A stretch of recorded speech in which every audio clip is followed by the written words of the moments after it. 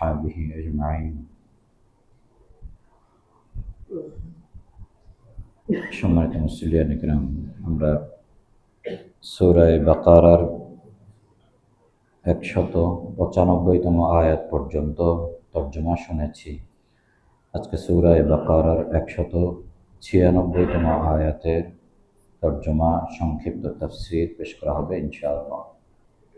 আউযু বিল্লাহি মিনাশ শাইতানির রাজীম। বিসমিল্লাহির রহমানির রহিম। وأتموا الحج والعمرة لله فإن أحصرتم فما استيسر من الهدي ولا تحلقوا رؤوسكم حتى يبلغ الهدي محله فمن كان منكم مريضا أو به أذى من رأسه ففدية من صيام أو صدقة أو نسك فإذا أمنتم فمن تمتع بالعمرة إلى الحج فما استيسر من الهدي فمن لم يجد فصيام 3 أيام في الحج و7 إذا رجعتم تلك 10 كاملة ذلك لمن لم يكن أهله حاضر المسجد الحرام واتقوا الله واعلموا أن الله شديد العقاب। আল্লাহ তাআলা ইরশাদ করছেন যে তোমরা আল্লাহ তাআলার সন্তুষ্টির উদ্দেশ্যে হজ এবং উমরা পরিপূর্ণ করো। সুতরাং যদি তোমরা বাধাপ্রাপ্ত হও তাহলে হাদির ব্যাপারে যা সহজ হয় তাই করো, আর তোমরা ততক্ষণ পর্যন্ত মাথা মুন্ডন করবে না যতক্ষণ না হাদি নির্দিষ্ট স্থানে পৌঁছানো যায়। সুতরাং তোমাদের মধ্য থেকে যদি কেউ অসুস্থ হয় অথবা তার মাথার কোনো ধরনের কষ্ট বা রোগাক্রান্ত হয়ে থাকে তাহলে সে ফিদিয়া আদায় করবে অথবা সাদাকা দিবে অথবা নুসুক আদায় করবে। সুতরাং যদি তোমরা নিরাপদ অবস্থায় থাকো তাহলে হজের সাথে উমরার দ্বারা উপকৃত হতে পারো এবং হাদির যা সহজ হয় তা তোমরা আদায় করবে। সুতরাং তোমাদের মধ্য থেকে যদি কেউ এই বিষয়গুলো করতে না পারে সে যেন হজের মধ্যে 3 দিন রোজা রাখে এবং ফেরার পরে 7 দিন রোজা রাখে। এই হচ্ছে পরিপূর্ণ 10 দিন। আর যে মসজিদে হারামের মধ্যে অন্তর্ভুক্ত নয় তাদের জন্যই এই বিধান। সুতরাং তোমরা আল্লাহ তাআলাকে ভয় করো এবং জেনে রাখো নিঃসন্দেহে আল্লাহ তাআলার শাস্তি বড় কঠোর। এই আয়াতের মধ্যে আল্লাহ তাআলা হজ সম্পর্কিত বিভিন্ন বিধানাবলী আলোচনা করেছেন। আল্লাহ তাআলা হজ এবং উমরাকে পূর্ণ করার কথা বলেছেন। আল্লাহ তাআলার সন্তুষ্টির জন্য হজ এবং উমরা করা, অন্য কোনো উদ্দেশ্যে বা গায়রুল্লাহকে দেখাবার উদ্দেশ্যে হজ উমরা না করা। হজ করতে গিয়ে বা উমরার নিয়ত বাঁধার পরে যদি কেউ বাধাপ্রাপ্ত হয় তাহলে তার বিধান কি? যেমন রাসূল সাল্লাল্লাহু আলাইহি ওয়াসাল্লাম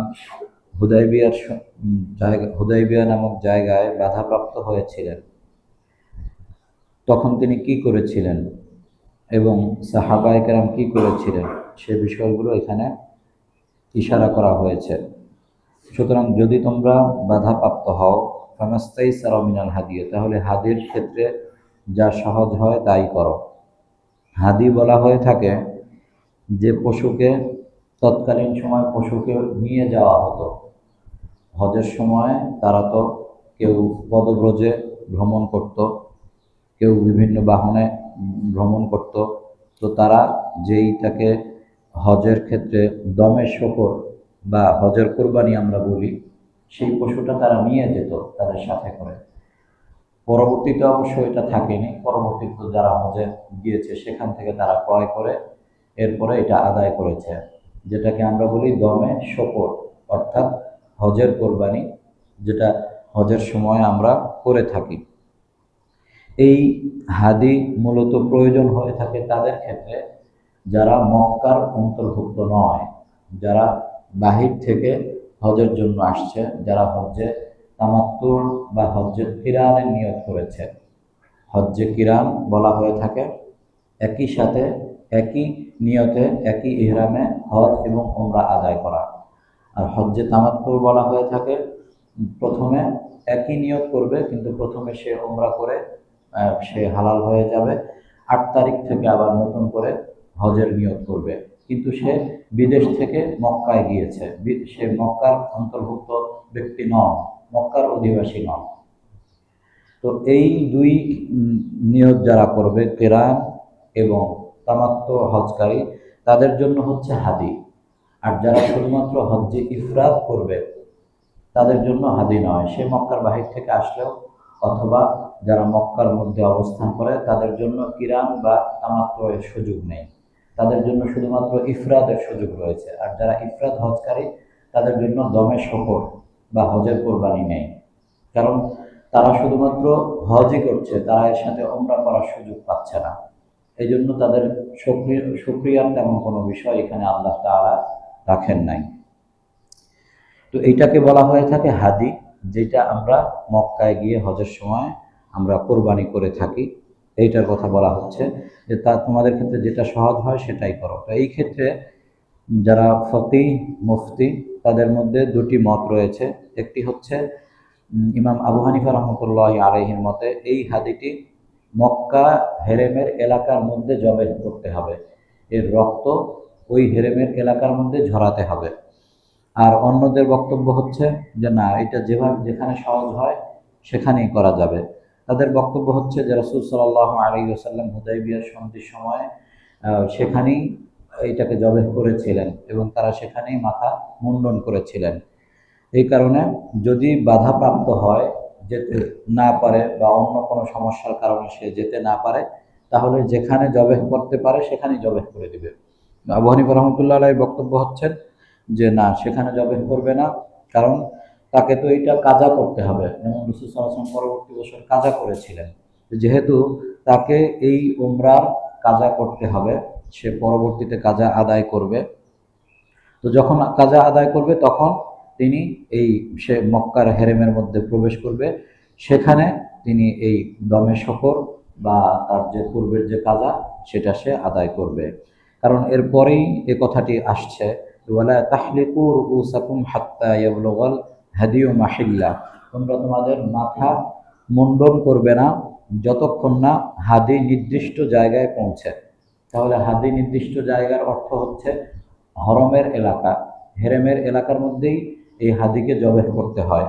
সে কারণে হানাফিদের বক্তব্য হচ্ছে যে তোমরা মাথা হলক করবে না যতক্ষণ না হাদি নির্দিষ্ট এলাকায় পৌঁছে। তার অর্থ হচ্ছে যে যখন কাজা আদায় করবে তখনই তো সে সেখানে পৌঁছতে পারবে, এর আগে তো সে পৌঁছতে পারবে না, কারণ এর আগে তো তার হজ বাধাপ্রাপ্ত হয়েছে বা উমরা বাধাপ্রাপ্ত হয়েছে। পরবর্তী বছর বা তার পরের বছর যখন সে কাজা আদায় করবে তখনই সে সেখানে পৌঁছবে এবং তখন সে এই হাদি সেখানে জবেহ করবে, নির্দিষ্ট জায়গায় নিয়ে যাবে। আর যারা এটা বলেন না তাদের বক্তব্য হচ্ছে এটা হচ্ছে স্বাভাবিক সময়ের কথা।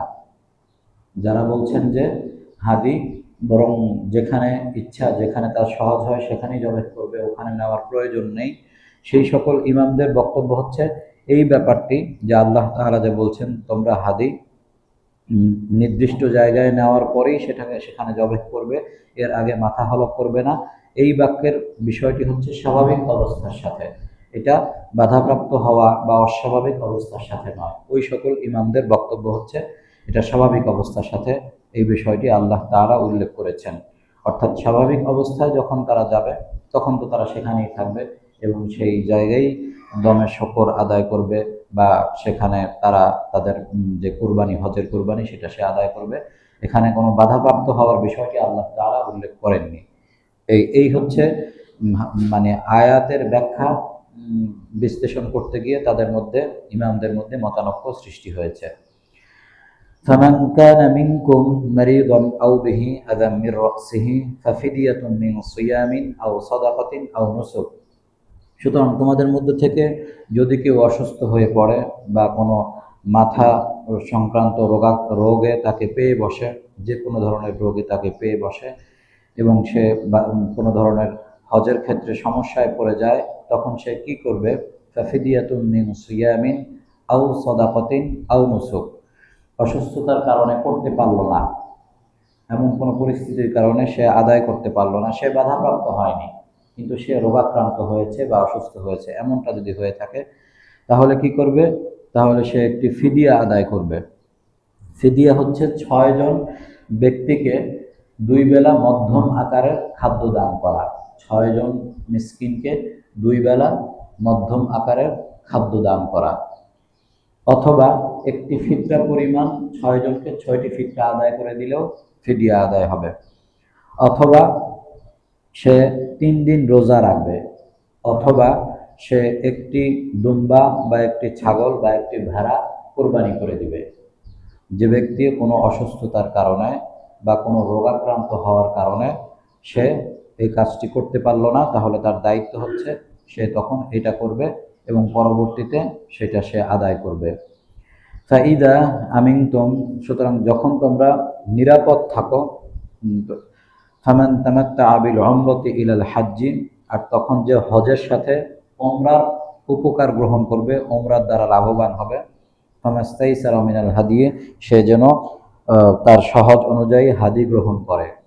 অর্থাৎ একটু আগে যে মাসআলা আলোচনা করলাম যে যারা হজের সাথে উমরা করার সুযোগ লাভ করবে তাদের জন্যই হচ্ছে এই হাদির মাসআলা, অর্থাৎ দমে শকর হজের কুরবানি করার মাসআলা, এটা অন্যদের জন্য নয়। ফামান লাম ইয়াজিদ ফাসিয়ামু সালাসাতি আইয়ামিন ফিল হাজ্জি ওয়া সাবআতিন ইযা রাজাআতুম, সুতরাং যে এটা পারবে না, অর্থাৎ এই দমে শকরের জন্য তার এই পরিমাণ সম্পত্তি নেই যে তিনি একটি ছাগল বা একটি ভেড়া বা একটি দুম্বা তিনি ক্রয় করতে পারেন না, বা একটি উট বা উটের 1/7 তিনি ব্যবস্থা করতে পারেন না, সেই ব্যক্তি কি করবেন? সে নিজেই গরিব কিন্তু তিনি হজ করছেন, সেই ব্যক্তির ক্ষেত্রে মাসআলা হচ্ছে তিনি হজের মধ্যে 3 দিন রোজা রাখবেন। এটা 9 জিলহজের মধ্যে সম্পন্ন হতে হবে, অর্থাৎ 7, 8, 9 এর মধ্যে তাকে 3টি রোজা রাখতে হবে। 10 তারিখে তিনি রোজা রাখতে পারবেন না, এবং তিনি বাড়িতে ফেরার পরে, হজের থেকে তিনি হালাল হয়ে ফেরার পরে 7 দিন রোজা রাখবেন। এই 10 দিন তিনি রোজা রাখবেন যিনি হজের ক্ষেত্রে উমরাও করেছেন, হজ্জে তামাত্তু করেছেন বা কিরান করেছেন, কিন্তু তিনি কোনো ধরনের দমে শকর আদায় করতে পারেননি, হজের কোরবানি করতে পারেননি, সেই ব্যক্তির মাসআলা হচ্ছে তিনি 10 দিন রোজা রাখবেন। তিলকা আশারাতুন কামিলা, এটি হচ্ছে হজের ক্ষেত্রে এই 10 দিন পরিপূর্ণ। যালিকা লিমান লাম ইয়াকুন আহলুহু হাযিরিল মাসজিদিল হারাম, আর এই বিধানটি হচ্ছে যারা মসজিদে হারামের অধিবাসী নয় তাদের জন্য। অর্থাৎ এই যে আলোচনাটি হলো এটি হচ্ছে মসজিদে হারামের যারা অধিবাসী নয় তাদের জন্য এই দমে শকর, তারাই হজ্জে তামাত্তু করবে, তারাই হজ্জে কিরান করবে। আর যারা মক্কার অধিবাসী তারা হজ্জে ইফরাদ করবে, তারা হজ্জে কিরান এবং হজ্জে তামাত্তু তারা করবে না, তারা মক্কার অধিবাসী। তো তাদের জন্য কোনো দমে শকরের কোনো মাসআলা নাই, তাদের জন্য কোনো ধরনের কোরবানির মাসআলা, হজের কোরবানির বিষয়ও নাই, সেই বিষয়টি আল্লাহ পাক উল্লেখ করলেন। এরপর আল্লাহ পাক বললেন ওয়াত্তাকুল্লাহ, তোমরা আল্লাহ তাআলাকে ভয় করো, ওয়া আলামু, আর জেনে রাখো, আন্নাল্লাহা শাদীদুল ইকাব, নিঃসন্দেহে আল্লাহ তাআলা শাস্তি দানে কঠোর। যেহেতু আল্লাহ পাক এখানে বিভিন্ন বিধানাবলী আলোচনা করেছেন, সে কারণে আল্লাহ পাক এখানে শাস্তির বিষয়টি উল্লেখ করলেন যে আল্লাহর বিধানে যদি কেউ হেরফের করে বা এটাকে মামুলি মনে করে তাহলে তাদের জন্য শাস্তি অবধারিত। আল্লাহ পাক আমাদের সকল